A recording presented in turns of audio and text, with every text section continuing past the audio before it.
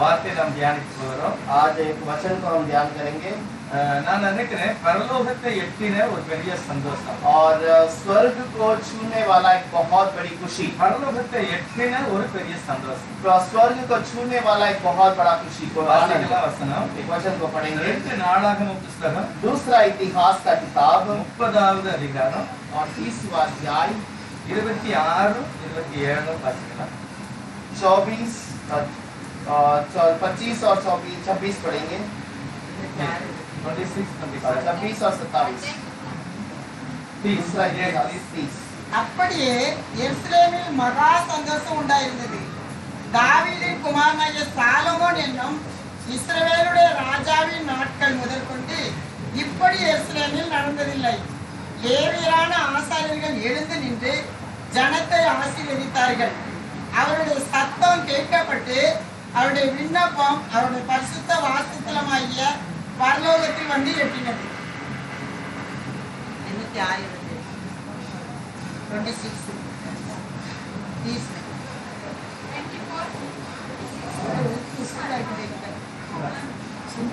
इसी प्रकार यरूशलेम में बड़ा आनंद हुआ, क्योंकि दाऊद का पुत्र इस्राएल का राजा सुलेमान के दिनों से ऐसी बात यरूशलेम में न हुई थी.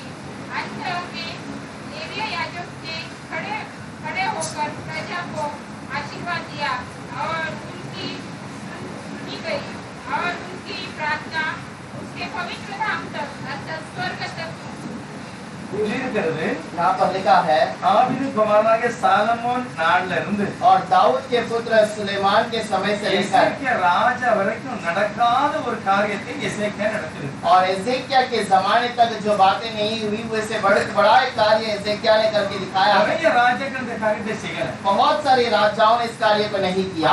பைபிள் சொல்லுகிறது. इसलिए बाइबल कहती है இது நடந்ததனால எருசலேம்ல ஒரு பெரிய சந்தோஷம் இருந்தது. और ये हो गया इस कारण यरूशलेम में एक बहुत बड़ी खुशी हुई. ஆனா 27 சொல்லிட்டு பரலோகம் வரைக்கும் அது எட்டி.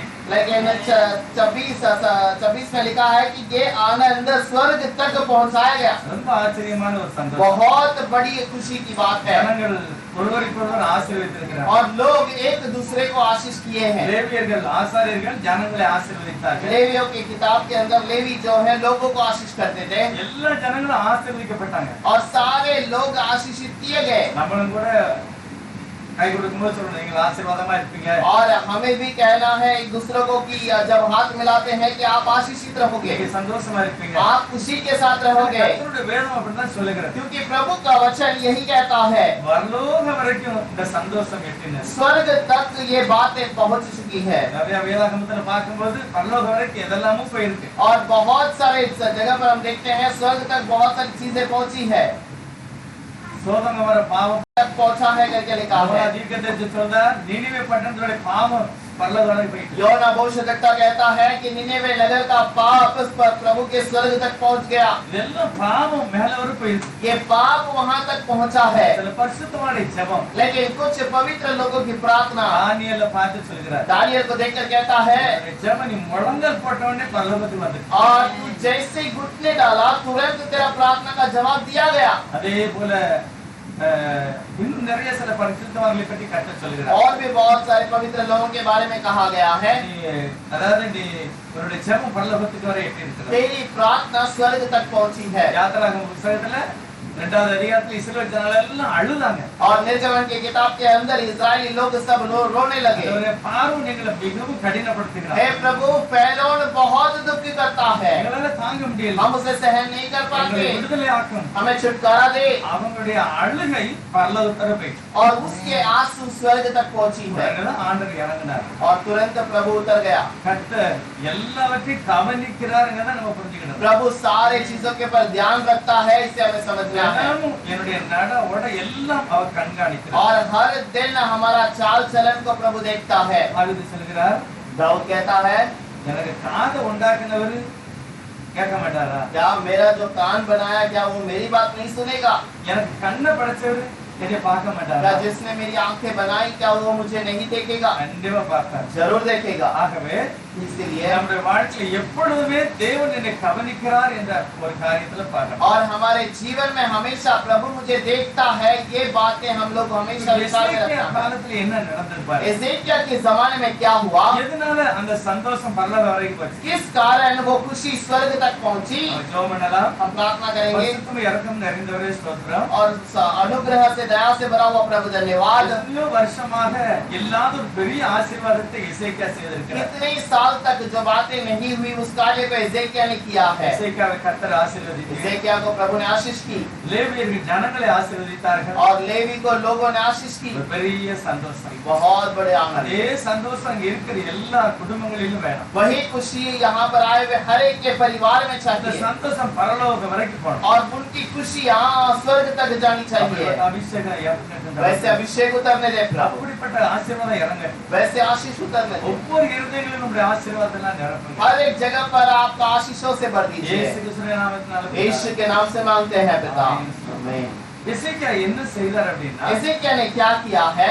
வேதாகமத்துல முக்கியமான ஒரு பண்டிகை பஸ்கா பண்டிகை. और वचन के अंदर एक मुख्य जो सभा है वो बस्का का सभा है। பஸ்கா பண்டிகை बस्का का जो त्योहार எகிப்துல தான் ஆரம்பிக்கிறது. वो मिस्र में आरंभ हुआ எகிப்தில் உள்ள ஜனங்கள் இஸ்ரவேல் அழுதார்கள். और मिस्र के लोग वहाँ पर रोने लगे கர்த்தர் மோசேக்கு தரிசனம் கொடுக்கிறார். और प्रभु मूसा को दर्शन देता है। எல்லாருக்கும் வேதம் தெரியும். हम सबको कलाम में पता है மோசே போய் நிறைய பிரயாசப்படுகிறார். मूसा जाकर बहुत सारी चीजों के ऊपर ध्यान देता நிறைய है அற்புதம் செய்கிறாரு. और बहुत सारे अद्भुत कार्य करता है। ராஜாக்கு நேரடியா பேசுகிறார். राजा से बातें करता है। தெய்வம் எனக்கு தரிசனம் கொடுத்தார். मेरा प्रभु मुझे दर्शन देता है। ஜனங்களை நீ விடுதலை ஆக்கணும். मेरे लोगों को तो छुटकारा दे दे। நாங்கள் கர்த்தருக்கு பண்டிகை கொண்டாடணும். हम प्रभु के लिए त्योहार मनाएंगे। நாங்கள் எல்லாரும் போறோம். हम सब मनाएंगे। நாங்க எங்க ஆடு மாடு பிள்ளைகள் எல்லாரும் போறோம். हमारा गाय बैल सब कुछ जाना चाहिए, ராஜா சம்மதிக்கவே இல்லை. लेकिन राजा ने नहीं छोड़ा। ஆகவேதான் கர்த்தர் சொல்கிறார், इसीलिए प्रभु ने कहा நீங்க பஸ்கா ஆட்டுக்குட்டியை அடிக்க வேண்டும். तुम्हें बस्का के भेड़ को मारना है, அந்த ரத்தத்தை நிலக்கால்ல பூசணும். उसके लहू को अपने दरवाजे के चौखट पर लगाओ யாருடைய நிலக்கால்ல ரத்தம் இல்லையோ அந்த வீட்டுல சாவு வரும் அப்படின்னு. और जिसके दरवाजे के चौखट पर खून नहीं वहाँ पर मरण होगा। பிள்ளைகள் மட்டும் இல்ல, அவங்களுடைய மிருக ஜீவன் எல்லாமே அழிஞ்சு போகும். केवल उनके बाल बच्चों में नहीं बल्कि उनके घर के अंदर के जानवरों में भी पहलौटा मारा जाएगा। 12 இருந்து விவரமா இருக்கிறது. निर्गमन 12 अध्याय से ठीक से लिखा गया ஆகவே है। தேவன் ஒரு பெரிய ஒரு பண்டிகையை கொண்டாடும்படி செய்தார். और इसीलिए प्रभु ने एक बहुत बड़ा त्योहार मनाने के लिए किया அதுதான் பஸ்கா பண்டிகை. और यही बस्का का त्योहार எல்லா है। இஸ்ரவேலுடைய வீட்டிலேயும் அந்த பஸ்காவை கொண்டாடினார். सारे इजरायलियों के घर पर वो बस्का का त्योहार मनाया गया ஆட்டுக்குட்டி ரத்தம் நிலக்கால்ல பூசப்பட்டது. और वो मेमने का लहू वहाँ पर छिड़काया गया அதனுடைய மாംசம் நெருப்பிலே சுடப்பட்டது. और उसका मांस आग में जलाया गया புளிப்பில்லாத அப்பத்தோட சாப்பிட்டார்கள். और वो बिना खमीर के रोटी के साथ खाया गया। இது நடக்கும்போது ये होने के समय पर கர்த்தர் இறங்கி அந்த ஊர்க்குள்ள வர और प्रभु उतर कर उस नगर के अंदर आता है சொல்லு சங்கார தூதனாக வருகிறார். और वो वहाँ पर एक हत्यारे के समान आता है। அவர் தேவன், वो प्रभु है அவர் இருக்கிற இடத்துல இருந்தே செய்யலாம். और वो वहाँ पर बैठकर यहाँ पर भी उतर सकता है। அவர் சொன்னார், நான் அப்படியே நடந்து வருவேன். और वो कहता है मैं वहाँ पर चलता फिरता யாருடைய आऊंगा। வீட்டுல ரத்தம் இல்லையோ जिसके घर पर लहू नहीं लगाया गया வீட்டுல தலைப்பிள்ளைகள் சங்கரிக்க उस घर के अंदर का पहलौटा बच्चा मारा जाएगा। எகிப்துக்காரங்க வீட்டுல யாரு வீட்லயுமே இல்ல. मिस्र के घर पे किसी के घर पे नहीं था, எல்லா வீட்டுலயும் மரணம். सारे घर पर मरण था। ஆடு மாடு இல்ல முதல் பிள்ளை எல்லாம் மரிச்சு போச்சு. भेड़ बकरी बच्चों में सब में पहलौटा मारा गया மிலிட்டரிக்காரன் இறந்துட்டான். और मिलिट्री में रहने वाले पहलौटे ராஜா मारे गए। பையன் இறந்துட்டான். राजा का पहला बेटा मर गया। அப்பதான் அந்த ராஜா கிட்ட போய் மோசே சொல்றாரு, अब राजा के पास जाकर मूसा कहता है இதுல நீ அடங்கி ஆக வேண்டும். और इस पर तो अपने आप को ख्वाबों में என் करना தேவன் चाहिए। சர்வவல்லமை உள்ளவர். मेरा प्रभु सर्वशक्तिमान இந்த है। சத்தம் வரும்போது தான் பார்வன் சொன்னா எப்படியாவது இங்க வெளியே போயிருங்க. ये आवाज आने के समय पर फिरौन कहता है तो बाहर निकल जा। எல்லாரும் வெளியே போறாங்க. सब लोग बाहर चले गए। எகிப்துல உள்ளவங்க எல்லாம் சுடுகாட்டுக்கு போறாங்க. मिस्र के सारे लोग वहाँ पर जंगल में कब्रिस्तान में गए। எல்லா வீட்லயும் மரணம். सारे घर पर मरण। ஆண்டவர் சொல்கிறார், प्रभु कहता है ரத்தத்தினால தான் நீ மீட்கப்பட்டது. और तू इस लहू के कारण मारा गया ஆகவே உங்களுக்கு வெற்றி அடைந்தது. और इसीलिए तुम्हें जय मिला है। இதை மறக்கவே इसे கூடாது. कभी ना भूलना। புதிய ஏற்பாட்டுல பார்க்கும்போது नए नियम पर जब हम இயேசு देखते हैं கிறிஸ்துவின் ரத்தத்துக்கு முன் அடையாளமாக இது நடந்திருக்கு. यीशु मसीह के लहू के चिन्ह के रूप में ये पहले हो चुका था। பழைய ஏற்பாட்டுல சில கட்டளை பார்த்தீங்கன்னா ரொம்ப ஸ்ட்ராங்கா இருக்கு. और पुराने नियम में कुछ आज्ञा है वो बहुत ही गंभीर है। விருத்த சேதனம் பண்ணாதவன் ஜனத்திலிருந்து அறுப்புண்டு போவான். और जो खतना नहीं किया गया वो लोगों से मार डाला जाएगा। பஸ்கா பலியை கொண்டாடாதவன் ஜனத்திலிருந்து அறுப்புண்டு போவான். और जो पस्का के बलि का त्योहार नहीं मनाता वो लोगों से मार डाला जाएगा। தேவனுடைய நாமத்தை அனுசரிக்காதவன் ஜனத்திலிருந்து அறுப்புண்டு போவான். जो प्रभु के नाम को नहीं आराधना करता वो लोगों के बीच में से मार डाला जाएगा। ஜனங்கள் பயபக்தியோடு கர்த்தரை ஆராதித்தார்கள். इसीलिए लोग बहुत ही भय के साथ में उसकी आराधना करते रहे, ஆராதிச்சாங்க. हमेशा आराधना करते रहे। ரத்தத்தை நினைவு கூர்ந்தார்கள். उस लहू को उन्होंने याद புதிய किया। ஏற்பாட்டிலும் கூட கர்த்தர் இந்த காரியத்தை செய்தார். नए नियम के अंदर भी प्रभु ने इस कार्य को किया இதே है காரியத்தை தான் மேல்வீட்டாரில கர்த்தர் செய்கிறார். और इसी कार्य को ऊपरी कोठरी में भी किया गया। அவருடைய அங்கே ஒரு ஆட்டுக்குட்டியின் ரத்தம் பாளையத்துக்கு புறம்பே சிந்தப்பட்டது. और वहां पर एक मेमने का लहू उस नगर के बाहर गिराया गया அவருடைய था மாம்சத்தை நெருப்பினால் சுட்டார். और उसके मांस को वहां पर आग से जलाया गया। இயேசுவானவர் தன்னுடைய சீஷரோடு கூட அந்த ரொட்டியையும் அந்த மட்டனையும் சாப்பிட்டார். और यीशु मसीह चेलों के साथ में वहां पर रोटी और मांस को खाया இதுதான் ராபோஜன். और यही प्रभु இது भोजन है। என்னத்தை குறிக்கு? ये किस बात को दोहराता है? அடிமையிலிருந்து விடுதலை ஆனாங்கல்ல அதை குறிக்கு. मिस्र के अंदर से जो गुलामी से बच के निकले उस बात को दोहराता எப்படி है। விடுதலை ஆக்கப்பட்டாங்க? ये कैसे छुटकारा मिला? ஆட்டுக்குட்டியோட ரத்தத்தினால. मेमने के लहू के कारण। இது அடிமையிலிருந்து விடுதலை. और ये गुलामी से बाहर निकाला गया। இயேசு கிறிஸ்துவின் ரத்தம் लेकिन यीशु मसीह का लहू நம்ம பாவத்திலிருந்து விடுதலைக்கு, हमें पाप से छुटकारा देता है, சாபத்திலிருந்து விடுதலைக்கு. श्राप से छुटकारा देता இது है। எப்படி நடக்கிறது? ये कैसे हो सकता இயேசு है? என்ன சொல்லுகிறார்? यीशु मसीह कहता என்னுடைய है வார்த்தையில ஆவியும் ஜீவனும் இருக்கு. और इनके जबान की बातों में आत्मा और जीवन है। தேவனுடைய ரத்தம் எங்க இருக்கு? प्रभु का अभी सामर्थ्य कहाँ पर है? வார்த்தையில் वो இருக்கிறது. उसके शब्दों में இந்த है। வார்த்தையை நீ ஏற்றுக்கொண்டால் தேவனுடைய ரத்தத்துக்குள்ளாய் பாதுகாக்கப்படுவீர்கள். यदि तुम उसके शब्द को स्वीकार करोगे तो तुम उसके वचन के अंदर बचाए जाओगे அதுதான் ஒரு பெரிய மகிமையான ஒரு और ஆசீர்வாதம். वो एक बहुत महिमा का आशीष है। நிறைய பேருக்கு அது புரியாது. बहुत सारे लोगों को समझ में नहीं புதிய आता। ஏற்பாட்டுல பவுல் சொல்லுகிறார். नए नियम के अंदर पौलुस कहता है, இயேசுவானவரே நேரடியாக சொல்றாரு. यीशु मसीह खुद सामने से कहता இந்த है ரத்தத்தையும் இந்த சரீரத்தையும் பானம் பண்ணாதவன் அறுப்புண்டு போவான். और ये लहू को और ये रोटी को नहीं खाने वाला लोगों से निकाल दिया அவனுக்கு जाएगा। நித்திய ஜீவன் கிடையாது. उसके लिए नित्य जीवन नहीं அவனுக்கு है, பரலோகம் கிடையாது. उसके लिए स्वर्ग नहीं है। ஆகவேதான் பயபக்தியோடு இந்த ராபோஜனத்தை கலந்து கொள்ளணும். और इसीलिए भय के साथ में, भक्ति के साथ में इस प्रभोजन में भाग ले। இயேசுவானவர் மேல்வீட்டாரில் இருந்து கொடுக்கிறார். यीशु मसीह ऊपर ही कोठरी के अंदर से देता है இந்த ரொட்டி தான் என் சரீரம். और ये रोटी ही मेरा शरीर है இந்த திராட்சரசம் தான் என்னுடைய ரத்தம். और ये दाखरस ही मेरा खून है। இது அப்படி மாறல, இது அடையாளமாக கொடுக்கப்பட்டது. और ये ऐसे ही बदल नहीं गया, ये एक चिन्ह के रूप में दिया गया। யாரெல்லாம் இது அனுசரிக்கிறார்களோ இது வார்த்தையை நிறைவேற்றுகிறார்கள். और जिन लोगों ने इसे पालन किया है उन्हें वो वचन आशीष करता है। எல்லா ராஜாக்களும் செய்தாங்க. सारे राजाओं ने इसे पालन किया। வசனம் 29வது அதிகாரத்துல பாத்தீங்கன்னா 29वां अध्याय के अंदर 3வது வசனம், 3रा वचन, இங்க ஒரு ராஜா வாரம் பாருங்க. यहाँ पर एक राजा आता है, देखिए 29ல அவன் தன் இல்ல, ராஜபார 27வது அதிகாரத்துல 27वां अध्याय के अंदर 24வது வசனம், 24वां वचन, 28 में 28 में 24. ஆகாஸ் தேவனுடைய ஆலயத்தின் பனிமுட்டுகளை சேர்த்து தேவனுடைய ஆலயத்தின் பனிமுட்டுகளை துண்டு துண்டாக்கி கர்த்தருடைய ஆலயத்தின் கதவுகளை பூட்டி போட்டு எருசலேமின் மூலைக்கு மூலை பலிபீடங்களை உண்டு பண்ணி. ஆகாஸ் ஒரு ராஜா வராரு. आहाज करके एक राजा था அவன் தேவனுடைய ஆலயத்தின் பணி அங்க இருக்கிற பொருட்களை எல்லாம் வெட்டி போட்டான், பிச்சிட்டான். और वो प्रभु के भवन के अंदर के सारे पात्र को वहां पर बटोर कर तोड़ दिया। கதவை போட்டுனா, उसमें ताला लगाया, லைட் எல்லாம் அணைச்சிட்டான். उसके सारे जो दिया को बुझा दिया, அப்படியே கிடக்கு. वो वैसे ही बंद हो गया। தேசம் தேவனுக்கு முன்பாக என்ன அப்படின்னா சாபத்துக்குள்ள போகிறது. और देश लोगों के सामने श्राप में जाता है। எசேக்கியா என்ன செய்தார்? अब हिजकिय्याह क्या करता है? பைபிள் சொல்லுது யாருமே செய்யாத வேலையை எசேக்கியா ராஜா செய்கிறார். बाइबल कहती है कि हिजकिय्याह ने ऐसा काम किया जो किसी और ने नहीं किया। 29 சொல்கிறது, எசேக்கியா 25ஆம் வயதிலே ராஜாவானார். 29वें अध्याय में लिखा है पहले वचन में कि हिजकिय्याह 25वें वर्ष में राजा बना। 3வது வசனம் சொல்லுது அவருடைய ராஜ்யபாரத்துல முதல் அவன் என்ன செய்தான்? ஆலயத்தை கதவை திறக்கிறார். तीसरा वचन पर लिखा है कि वो पहले वर्ष में उस दरवाजे को, भवन के दरवाजे को खोल दिया ரிப்பேர் பார்க்கறான். और उसे सुधारा।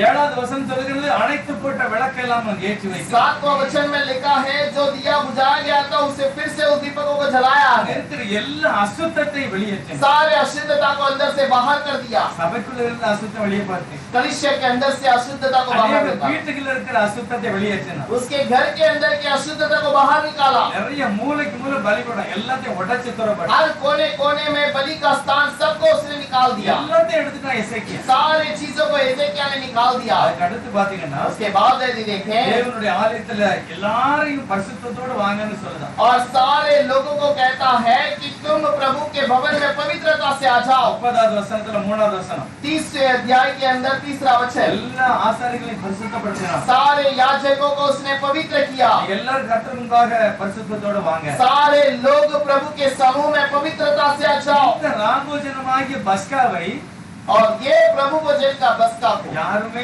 செய்யல. किसी ने नहीं माना। அதனாலதான் நம்ம முன்னோர்கள் கஷ்டப்பட்டாங்க. इसीलिए हमारे पूर्वजों ने तकलीफें सही எதிரிகள் சண்டை போட்டாங்க. और विरोधी आकर लड़े।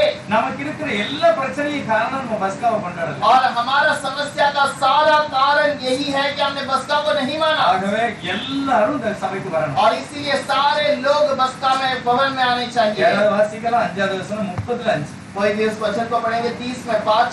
எழுதியிருக்கிறபடி வெகு காலமாய் அவர்கள் அதை ஆசரிக்கவில்லை. ஆகையால் இஸ்ரவேலின் தேவனாகிய கர்த்தருக்கு பஸ்காவை ஆசரிக்கும்படி எருசலேமுக்கு வாருங்கள் என்று பெயர்சபா முதல் தான் மட்டுமல்ல இஸ்ரவேல் தேசம் எங்கும் பறைசாற்றுவிக்க தீர்மானம் பண்ணினார்கள். तब उन्होंने ये ठहरा दिया कि बेशक शर्त से लेकर दान तक सारे इस्राएलियों में ये प्रचार किया जाए कि यरूशलेम में इस्राएल के परमेश्वर यहोवा के लिए फसह मनाने का आनंद को चले आओ, क्योंकि उन्होंने इतनी बड़ी संख्या में उनको इसी प्रकार न मनाया था जैसा कि लिखा है। எகிப்தை விட்டு வெளியே வந்தாங்கல்ல அதை நினைவு கூறணும். और मिस्र से जो बाहर आए थे उसे याद करना है। ரத்தத்தை சிந்தி வெளியே வந்தாங்க. लहू को गिराकर बाहर आए। ஆட்டுக்குட்டி ரத்தம் பூசப்பட்டது. मेमना का लहू लगाया गया। எல்லார் வீட்டு வாசலின் நிலையில ரத்தம் பூசிச்சு. सारे घर के दरवाजे के चौखट पर लगाया गया। எல்லா இஸ்ரவேலரும் ரத்தத்துக்கு உள்ள உட்கார்ந்திருக்காங்க. और सारे इजरायली लोग लहू के अंदर बैठे थे। அதான் பாதுகாப்பு. और इसीलिए सुरक्षा।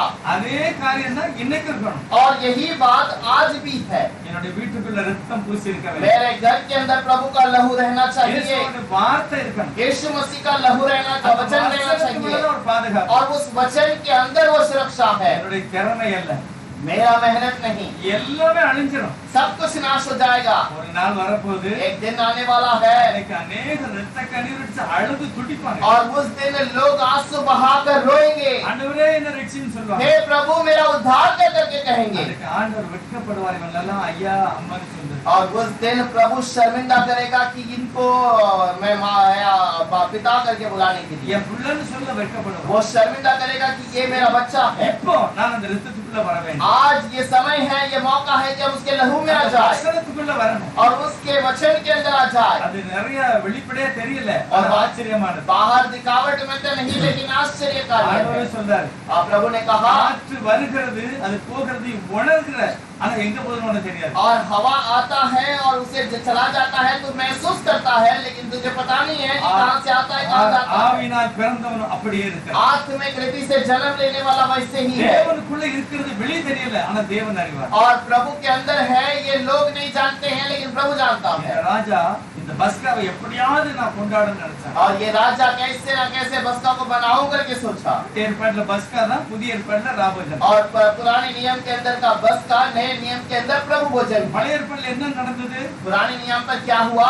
ராஜா கையில இருந்து வெளியே வந்தார். और राजा के हाथ से बाहर आए। பாலுதேன் ஓடுற தேசத்துக்கு போனாங்க. मर्द और लहू बहने वाला देश में गया। இன்றைக்கு என்ன நடக்கணும்? आज क्या होगा? பாவத்தில் இருந்து पाप के अंदर से, சாபத்துல இருந்து, श्राप के अंदर से, சாத்தானுடைய கையில இருந்து, शैतान के हाथ இருளின் से, அதிகாரத்தை விட்டு अंधकार के हम सामर्थ्य வெளியே से வரணும். हमें बाहर आना இயேசு है। கிறிஸ்துவின் ஃபேமிலிக்குள்ள यीशु मसीह के परिवार के अंदर பரலோகத்தை பார்த்து போகணும். हम स्वर्ग की ओर जाना நிறைய चाहिए। பேர் சொல்லுவாங்க செத்தா எங்க போறேன்னு தெரியாது. और बहुत सारे लोग कहते हैं मरने के बाद कहाँ जाता है पता नहीं। அப்படி ஒரு பரிசுத்தவான் சொன்னார், उस दिन एक पवित्र व्यक्ति ने कहा, ஒரு 10 நிமிஷத்துக்கு முந்தி ஒவ்வொரு அந்த சாவுக்கு 10 நிமிஷத்துக்கு முந்தி தெரிஞ்சிடும். और मरने के 10 मिनट पहले वो हर एक व्यक्ति को उसको पता चल जाता है, எங்க போறோம்னு தெரிஞ்சிடும். उसे पता चल जाता है वो किस तरफ जा रहा है। கடைசி நேரத்துல आज के समय पर அப்பனா ஏதோ பேச முடியாது. और उस समय पर वो बातें करने के लिए कोशिश करता है लेकिन नहीं कर அவன் पाता। என்னெல்லாமோ முயற்சி எடுப்பான், ஒண்ணு வாய் அசையாது. और वो बहुत बातें करने के लिए सोचता है लेकिन उसका मुंह नहीं हिलता। கர்த்தர் கடைசியில அதை நினைப்பூட்டாரு, அவன் எங்க போறான்னு தெரியும். और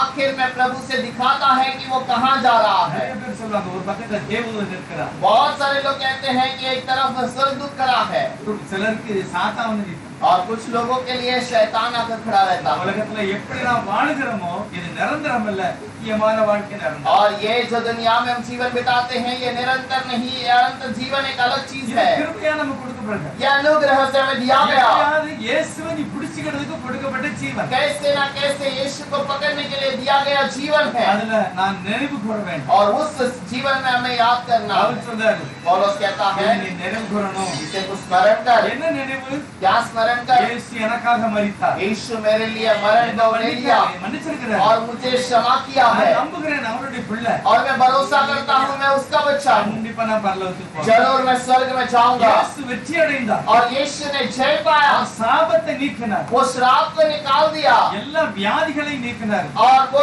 सारे बीमारियों को चंगा किया துக்கத்திலிருந்து மனிதனுக்கு விடுதலை கொடுத்தார். और दुख में रहने वालों को उसने छुटकारा दिया है। இயேசு ஒருவரே இதை செய்ய முடியும். केवल यीशु ही इसे कर सकता है யாரும் ஒரு மனுஷனை மீட்க முடியாது. और कोई किसी मनुष्य को छुड़ा नहीं सकता ஆனா கர்த்தர் மீட்பார். लेकिन प्रभु छुटकारा देगा। ஒரு முறை சொன்னாங்க, ஒரு போரிங் உள்ள பையன் விழுந்தான். एक बार कहा गया था एक बोरिंग के जगह स्थान पर एक लड़का गिर गया ரொம்ப நாளைக்கு முந்தி. बहुत साल के पहले அடிக்கடி நடக்கணும் இந்தியால. और ये बार बार हमारे देश में अभी भी हो रहा ஆனா है। கொஞ்சம் தள்ளி பெரிய கிடங்கு தோண்டி கிளூடி சுரங்க மட்டும் பையன் காப்பாத்திட்டாங்க. लेकिन थोड़े दूर में एक बहुत बड़े खड्डा खोद कर अंदर से रास्ते पे जाकर उस बच्चे को बचा लिया। கேள்விப்பட்டிருக்கலாம். आप सुने रहेंगे। அந்த பையனை தூக்கிறதுக்கு பக்கத்துல கிடங்கு தோண்டி கிளூடி சுரங்கம் போட்டு அந்த ஆளை காப்பாத்திட்டாங்க. और उसके पास में एक बहुत बड़ा खड्डा खोद कर उसको अंदर से बचा लिया गया। அதுதான் அந்த பாதாள குழியில இருந்து காப்பாத்திக்கிற ஒரு ஐடியா கிடைச்சு. और वो उस पाताल की गहराई से बचाने का एक मौका एक आइडिया मिल गया है। ஆனா பாவத்திலிருந்து யாரும் உன்னை விடுதலை लेकिन पाप से इस दुनिया में कोई छुटकारा नहीं दे पाएगा। கையிலிருந்து யார் விடுதலை ஆக்க முடியாது. शैतान के हाथ से कोई भी छुड़ा नहीं सकता, இயேசு ஒருவரே விடுதலை. केवल वो यीशु ही छुड़ा सकता அவர் है கிருபையாக தருகிறார். और वो अनुग्रह से उसे அவர் देता है, இலவசமாக वो தருகிறார். मुफ्त में उसे देता है। ஆகையால எசேக்கியா என்ன செய்கிறார்னா, इसीलिए एजेकिया क्या करता है? 10வது அதிகாரத்துல 10வது வசனம் சொல்லுகிறது, 30वें अध्याय के अंदर 10वां वचन அவர் पर தன்னுடைய ஜனங்களை ஒரு போஸ்ட்மேன் போல ஊர் ஊரா அனுப்புகிறார். और वो अपने लोगों को एक पत्र देने वाले के समान हर गांव में भेजता है எல்லாரும் பரிசுத்தமா இருங்க, ராபோஜனத்துக்கு வாங்க. और सब लोग पवित्र हो जाओ, उस प्रभु के भोजन में भाग लो எல்லாரும் எருசலேமுக்கு வாங்க. और सारे लोग यरूशलेम में आ जाओ। அது சொல்லியிருக்கிறது, அநேகர் பரியாசம் பண்ணினார். और बहुत सारे लोगों ने वहां पर निंदा की, ஆனால் அநேகர் அந்த அவருடைய சத்தத்துக்கு கீழ்ப்படிஞ்சு போனாங்க. लेकिन बहुत सारे लोग उसके वचन की आज्ञा को मान தேவ करते हैं। சமூகத்தில் அப்படியே தங்களை தாழ்த்தினார். प्रभु के समूह में अपने आप को नम्र किया, அவருடைய பாவங்களை அறிக்கை செய்தார். अपने पाप को उन्होंने कबूल किया। தேவன் நல்லவர். प्रभु भला है அவர் எல்லாவற்றையும் மறந்து அவர் மனுஷனை ரட்சிக்கிறார். और सारे चीजों को भूल कर एक मनुष्य को उद्धार करता है। 10வது அதிகாரம் 30वां अध्याय 26ல சொல்லியிருக்கிறது, 26वें वचन में कहता இந்த है, ராபோஜனத்துக்கு நடந்த பிறகுதான் और इस प्रभु भोजन में होने के बाद எருசலேமிலே மகா சந்தோஷம் உண்டாகி, यरूशलेम के अंदर बहुत बड़ा संतुष्ट हुआ, பெரிய சந்தோஷம். एक बहुत बड़ी खुशी। லூக்கா 15வது அதிகாரத்துல लोग 25वें अध्याय के अंदर 10வது வசனத்தை சொல்லியிருக்கிறது, 10वें वचन पर लिखा है, மனம் திரும்புகிற ஒரே மனுஷன் நிமித்தம் பரலோகத்துல சந்தோஷம். मन फिराने वाले एक मनुष्य के कारण स्वर्ग में बहुत बड़ी खुशी होती है। இன்னைக்கு நம்ம மார்பாடால ஒரு இடத்துல போய் ஞானஸ்தானம் கொடுத்தோம். हमने मानपाड़ा में एक जगह पर जाकर आज बपतिस्मा लिए थे, ஆனா என்ன நடக்கு தெரியுமா? लेकिन वहां पर क्या हुआ, பைபிள் சொல்லுது தினமும் தேவதூதர் பார்த்துக்கிட்டே இருக்காங்க. हर दिन स्वर्गदूत ऊपर से देखते रहते இவருடைய हैं விசுவாசத்தினால தண்ணிக்குள்ள இறங்குறத கர்த்தர் பார்க்கிறார். और विश्वास से जो पानी के अंदर उतरते हैं उन लोगों को देखता है। ஆண்டவர் நினைப்பாரா என்னை பார்க்கவே இல்ல, வசனத்தை நம்பி தண்ணிக்குள்ள இறங்குறான். प्रभु कहता रहेगा कि मुझे तो इसने देखा ही नहीं, लेकिन मेरे वचन पे भरोसा करके इसने पानी में उतर लिया। ஆனாலும் விசுவாசிக்கிறவன் பாக்கியவான். और मुझे नहीं देखते पर विश्वास करने वाले धन्य हैं। நீ பாக்கியவான். तुम धन्य हो உங்களுடைய ஜீவன் தேவனோடு மறைந்திருக்கு. और तुम्हारा जीवन प्रभु के साथ में छुपाया அந்த गया, இரத்தத்துக்குள்ளாக மறைந்திருக்கு. उसके लहू के अंदर छुपाया गया। பைபிள் சொல்லுது ஆட்டுக்குட்டியோட இரத்தத்தினாலும் बाइबल कहती है कि मेमने के लहू के कारण சாட்சியின் வசனத்தினாலும் और सच्चाई जो गवाही के वचन के कारण அவனை ஜெயிப்பார். उसे जय पाओगे। அடுத்து இந்த அதிகாரத்துல பார்க்க போனா और उसके बाद फिर से इस वचन में यदि हम देखें அவங்க என்னெல்லாம் செய்தாங்கன்னா उन्होंने क्या क्या किया है। அதாவது 21ல போட்டிருக்கிறது தங்களுடைய பாவங்களை அறிக்கை செய்து பேரோசுள்ள கைத்தாளத்தோட துதித்து மகிமைப்படுத்தினார். और वहाँ पर 21 में लिखा है कि वो ताली बजाकर अपने पापों को अर्पण करके प्रभु को स्तुति और आराधना बजाकर गा रहे थे। முன்பாக ஆண்டவருடைய தாசனாய எசேக்கியா பட்சமாக பேசினார். और प्रभु का जो यहोवा का जो दास है एजेकिया ने उन लोगों की और संगति कर बातें की। 7 நாள் அளவும் அவர்கள் மகிமைப்படுத்தினார். 7 दिन तक केवल प्रभु की महिमा की। 7 நாள் வரைக்கும் அவர் சந்தோஷமாய் ஆராதித்தார். और 7 दिन तक उन्होंने खुशी से आराधना किया। 24வது வசனம் சொல்கிறது 24वां वचन में लिखा है எசேக்கியா சபைக்கு 1000 காளைகளையும் और एजेकिया भवन के लिए 1000 बैल 7000 ஆடுகளையும் கொடுத்தார். और 7000 भेड़ बकरियां दिया। பிரபுக்களும் சபைகளும் 1000 காளைகளையும் 10000 ஆடுகளையும் கொடுத்தார்கள். और बाकी हाकिमों ने हजारों भेड़ बकरे दिए हैं। இது எல்லாம் ஆண்டவருடைய ஆலயத்துல பஸ்காவுக்காக கொடுத்தாங்க. और प्रभु के भवन में ये बस्का के लिए दिया गया। யாரும் செய்யாதத எசேக்கியா செய்தார். किसी ने जो नहीं किया उस कार्य को एजेकिया ने किया பைபிள் है। சொல்லுது அந்த தேசத்துல பெரிய சந்தோஷம். बाइबल कहती है कि उस देश में बहुत बड़ी खुशी हुई। அத வாசிக்கலாம் கடைசி வசனம். आखिर वचन को पढ़ेंगे। லேவியரான ஆசாரியர்கள் எழுந்து நின்று ஜனத்தை ஆசீர்வதித்தார்கள். அவருடைய சத்தம் கேட்கப்பட்டு அவருடைய விண்ணப்பம் அவருடைய பரிசுத்த வாசஸ்தலமாகிய பரலோகத்தில் வந்து எட்டினது. அவருடைய சந்தோஷம் பரலோகம் வரைக்கும் और उनकी खुशी स्वर्ग तक पहुंची। நீங்க செய்த எந்த காரியமானாலும் और இப்ப கர்த்தர் கவனிக்கிறார். इनका जो भी कार्य है प्रभु से देखता है கர்த்தர் அவருடைய ஆசீர்வாதத்துக்கு நேராக நடத்துகிறார். और प्रभु ने आशीष की ओर चलाता है। 31வது வசனத்துல அதிகாரத்துல और 31वां अध्याय के अंदर தேவனுக்கு பிரியமில்லாத எல்லாத்தையும் இஸ்ரவேல் தேசத்திலும் யூதா தேசத்திலும் இருக்கிறதை அவன் அழித்து போட்டான். और जो प्रभु के लिए प्यारा नहीं है वो सारा कार्य को उसने वहां पर नाश कर दिया। உங்களுக்கு தெரியும் இஸ்ரவேல் தேசம் சாலமன் ராஜா தாவீது ராஜா வரைக்கும் ஒரே ராஜ்யமா இருந்தது. दाऊद राजा तक इजराइल का देश एक ही राज्य था। எப்போ சாலமனுக்கு பிறகு ராஜ்யம் ரெண்டாக பிரிந்தது. सुलेमान के बाद राज्य 2 भाग हो गया। எசேக்கியா சொல்றாரு लेकिन एजेकिया कहता है இஸ்ரவேலரையும் யூதாவையும் அவன் ஒருமனப்படுத்தினான். इजराइलियों को और यहूदियों को दोनों को उसने एकत्र किया। எல்லாரும் கர்த்தருடைய பாதத்திலே வந்து ஜெபம் பண்ணினார்கள். और सारे लोग वहां पर प्रभु के पास आकर उसको नमन किए। மிகவும் ஒழுங்காக ஆராதித்தார்கள் போட்டிருக்கு. बहुत ही ठीक तरीके से उन्होंने आराधना किया करते थे। 31வது வசனம் 31 के अंदर 3रा वचन। ராஜா நியாயப்பிரமாணத்தில் உள்ள எல்லாவற்றையும் அவர் வாசித்து அதன்படியே ஜெபம் பண்ணினார். और राजा ने उस व्यवस्था के सारी बातों को पढ़कर उसके अनुसार उसने प्रार्थना की। சாயங்கால ஜெபம், காலை ஜெபம், और शाम की प्रार्थना, सुबह की प्रार्थना, ஓய்வு நாள் ஜெபம், विश्राम के दिन की प्रार्थना, 1ஆம் தேதி உள்ள ஜெபம், 1 तारीख की प्रार्थना। இது எல்லாமே செய்துட்டு और ये सब करने के बाद ராஜா தன் ஆசிலிருந்து எல்லாவற்றையும் கொடுத்தார். राजा अपने धन दौलत से सारे चीजों को दिया। கர்த்தருக்கு மிகவும் சந்தோஷத்தை உண்டாக்கினார். प्रभु के लिए बहुत बड़ी खुशी की दिन बनाई। எல்லாம் பப்ளிக் பார்த்துக்கிட்டே இருக்காங்க. ये सारी चीजों को लोगों ने देखा। இந்த ராஜா என்னெல்லாம் செய்துகிட்டு இருக்காரு. राजा क्या क्या बड़े काम करता பெரிய है। ஆசீர்வாதம் தேசத்துல வந்தது. बहुत बड़ा आशीष देश में आया। 6வது வசனம் வாசிக்கலாம். 31 6வது வசனம். में 6 वचन पढ़ेंगे। யூதாவின் பட்டணங்களில் குடியிருந்த இஸ்ரவேல் புத்திரரும் யூதா புத்திரரும் மாடுகளிலும் ஆடுகளிலும் தசமபாகத்தையும் தங்கள் தேவனாகிய கர்த்தருக்கு பரிசுத்தம் பண்ணப்பட்டவைகளில் தசமபாகத்தையும் கொண்டு வந்து குவியல் குவியலாக வைத்தார்கள். அப்படியே जो इस्राएली और यहूदी यहूदा के नगर में रहते थे वे सब बैलों और भेड़ बकरियों का दशमांश और ऊँटों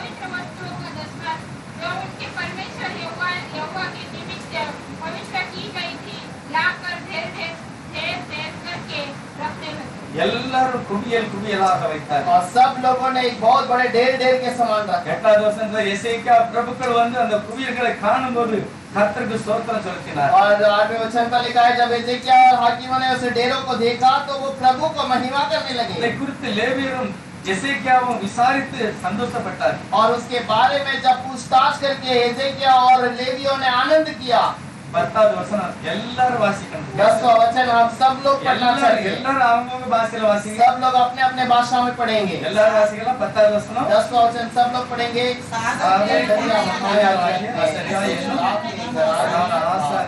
उसने कहा जब से वे लोग यहोवा के भवन में उठाई हुई भेंट देने लगे तब मैंने उन लोगों को भेंट पर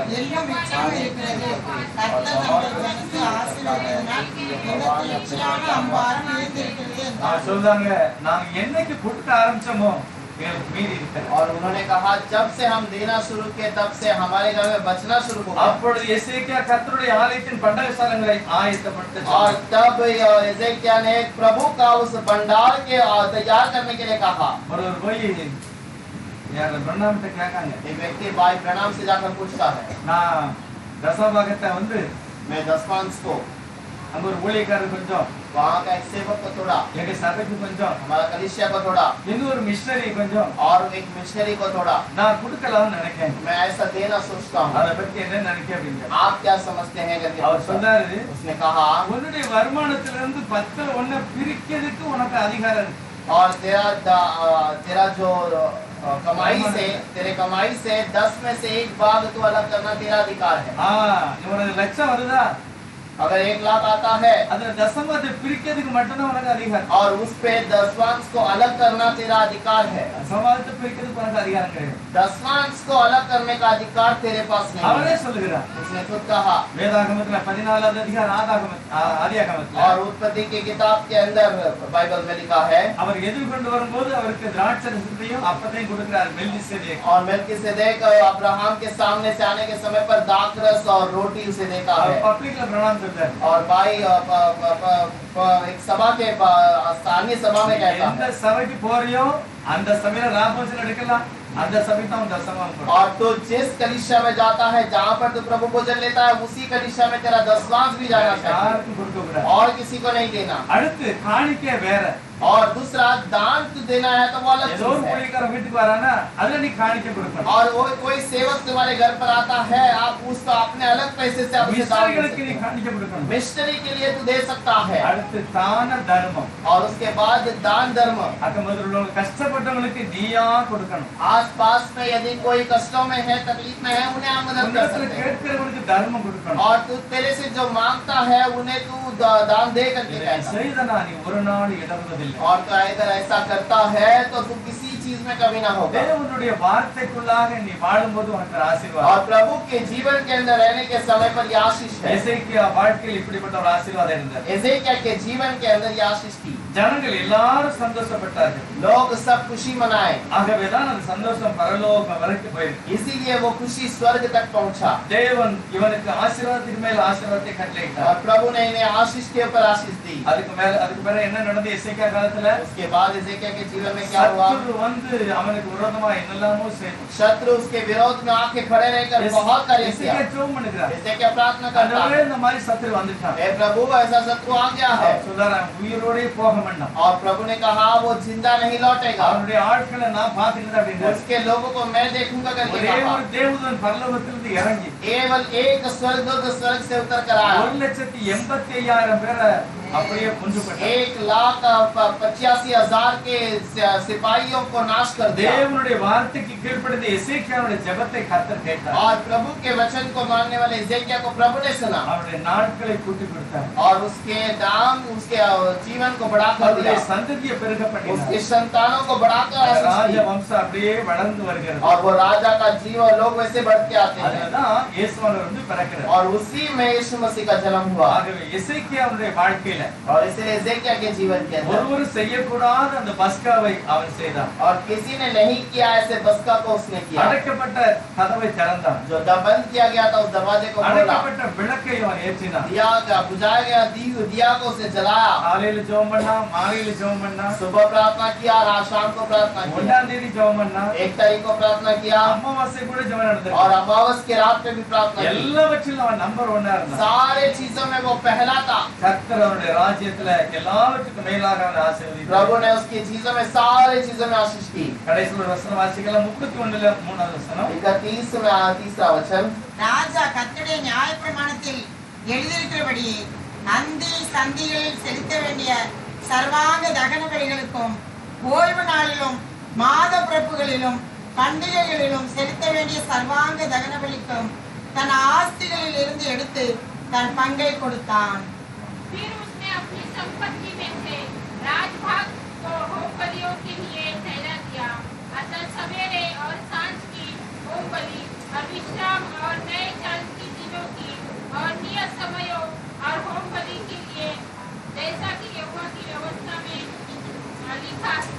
அந்த பஸ்கா பலியை கொண்டாடுங்க ராஜாவை கர்த்தர் ஆசீர்வதித்தார். और बस्का बलि को चढ़ाने वाले उस राजा को प्रभु ने आशीष பழைய दी। ஏற்பாடுல நிழல், புதிய ஏற்பாடுல நிஜம். पुराने नियम के अंदर वो एक छाया है, नए नियम के अंदर वो उसका स्वरूप है। பழைய ஏற்பாடுல ஆட்டுக்குட்டி ரத்தம், புதிய ஏற்பாடுல இயேசு கிறிஸ்துவின் ரத்தம். पुराने नियम के अंदर मेमने का लहू, नए नियम के अंदर यीशु का लहू, அது குற்றம் இல்லாத वो निर्दोष लहू। எபேசியர் 1:7 அப்படிதான் போட்டிருக்கு. वेश्यों के किताब के अंदर एक साथ में அந்த लिखा है, ரத்தம் சகல பாவங்களை நீக்கி சுத்திகரிக்கும். उसका लहू सारे पापों को धोकर शुद्ध करता है। கொலோசியர் 1:14 அப்படி சொல்லியிருக்கு. कुलोसियों का 1:14 में लिखा है। இந்த வெளிப்படுத்தல் 1:6 प्रकाशित 1:6 के अंदर 1 பேதுரு 1:19 எல்லாத்துலயும் பாத்தீங்கன்னா இயேசுவோட ரத்தம் தான் என்னை குற்றமில்லாதவனாய் மாற்றுகிறது. पहला पत्रस का पहला 19 पे सब कुछ यही बताता है कि यीशु का लहू मुझे निर्दोष ठहराता है அதுதான் நான் நினைவு கூறணும். और उसी को मुझे याद करना है। நாற்பத்தெட்டு ஏசப்பா நீங்க மரணம் அடைந்து வெற்றி அடைந்தீர். प्रभु भोजन के अंदर प्रभु तुम मरण होकर फिर से तू जय पाया है। நாங்கள் நம்புகிறோம், मैं भरोसा करता हूं நாங்களும் விசுவாசத்தோடு இருக்கிறோம், और हम भी विश्वास के साथ हैं। நாங்களும் ஜெயம் பெறுவோம். हम भी जय पाएंगे, எல்லாவற்றிலும் ஜெயம். सारे चीजों में जय, சரீரத்துல, குடும்பத்துல எல்லாவற்றிலும் சுகம். शरीर में, परिवार में, सब में जय। காரணம் என்னால் அல்ல, அவரே அதை செய்கிறார். क्योंकि मुझसे नहीं वो खुद उसे करता है। காரணம் கர்த்தர் வெற்றி சிறந்தார். क्योंकि प्रभु जय पाया, எனக்காக அவர் அடிக்கப்பட்டார், मेरे लिए मार खाया, எனக்காக அவர் அவமானப்படுத்தப்பட்டார், मेरे लिए वो शर्मिंदा किया गया, அவர் மேல துப்பினார், उसके ऊपर थूका गया பொறுமையோட எல்லாவற்றையும் சகித்து பலியானார். और वो सब चीजों को धीरज से स्वीकार किया। அவருடைய பலியினாலதான் நமக்கு ஒரு பெரிய மீட்பு. उसके बलि से हमें बहुत बड़ा छुटकारा। பாவம் மன்னிக்கப்பட்டவர்கள் கிறிஸ்தவர்கள், पाप के क्षमा पाए गए मसीहा के लोग, பரிசுத்தவான்கள். पवित्र लोग। இயேசு சொல்கிறாரு, यीशु कहता है நீங்கதான் உயர்ந்த ஜாதி, तुम ही सबसे बड़े जाति நீங்கதான் के हो, பரிசுத்த ஜாதி. तुम पवित्र जाति के हो। அப்படிப்பட்ட மகிமையான கர்த்தரை உத்தம இதயத்தோடு நாம் ஆராதிக்கிறோம். और वैसे महिमा के प्रभु को हम पूरे मन से उसकी आराधना करें। எல்லாரும் கண்ணை மூடி கர்த்தரை நோக்கி ஜெபம் பண்ணலாம். सब रुके में आकर प्रभु को நமக்காக ஜீவனை கொடுத்த ஆண்டவரை நோக்கி நாம் ஜெபம் பண்ணலாம். हमारे लिए जीवन दिया उस प्रभु को देखकर எல்லாரும் ஜெபம் பண்ணணும் सब प्रार्थना करें। விசுவாசத்தோட. विश्वास के साथ, கர்த்தாவே, எங்களுக்கு நீர் தந்த இந்த மகிமையான ரட்சிப்புக்காக நன்றி சொல்லுகிறேன். हे प्रभु हमें दिया गया उस उद्धार के लिए धन्यवाद। எத்தனையோ முறை நாங்கள் துக்கப்படுத்தி இருக்கிறோம். कितनी बार हमने आपको दुखित किया, மன்னிங்க ஏசப்பா. क्षमा कीजिए। நீர் கிருபையும் அன்பு நிறைந்த கர்த்தர், आप अनुग्रह दया से भरे நீர் हुए, இரக்கம் உள்ளவர் ஆண்டவரே. आप दया से भरे हुए, எங்களையும் பரிசுத்தப்படுத்துங்க. हमें भी पवित्र எங்க रखें। வீட்டுக்குள்ளே அந்த சந்தோஷம் வேணும். हमें भी हमारे घर के अंदर भी वो खुशी எங்களுடைய चाहिए சந்தோஷம் பரலோக வரைக்கும் எட்டணும். और हमारी खुशी आस्वाद तक जानी அப்படிப்பட்ட चाहिए। ரட்சிப்பை எங்களுக்கு தாரும். वैसा एक खुशी हमें दी। எல்லாரும் हम सब प्रार्थना करें। எல்லாரும் கண்ணை மூடி கர்த்தரை